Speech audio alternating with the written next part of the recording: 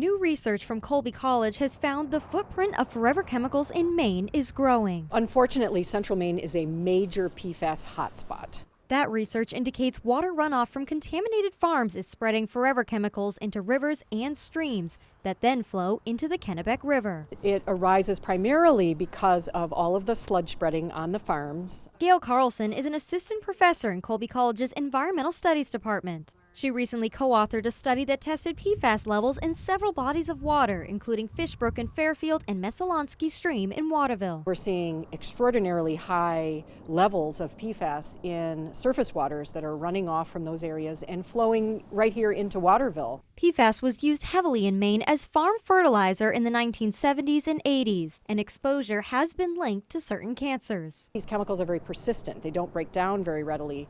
And exposure at one point in time could lead to a health effect, even years later. A UMaine expert on toxic contaminants says residents who don't live on or near contaminated farms could still be at risk. Toxic contaminants do not stay in one place, especially persistent toxic contaminants like PFAS. Waterville residents say do not eat PFAS advisories for deer and wild turkey harvested around Fairfield and some surrounding towns are concerning. That does raise a level of concern. Without proper testing and knowing for sure, it's always a concern. Carlson says Mainers should monitor PFAS counts in local waterways and advisories from the Maine CDC or DEP. All of us together working on this, there's just so much more to be done, but I'm really glad to be doing it in Maine where there's just so much action. In Waterville, Grace Blanchard, ABC 7 and Fox 22 News.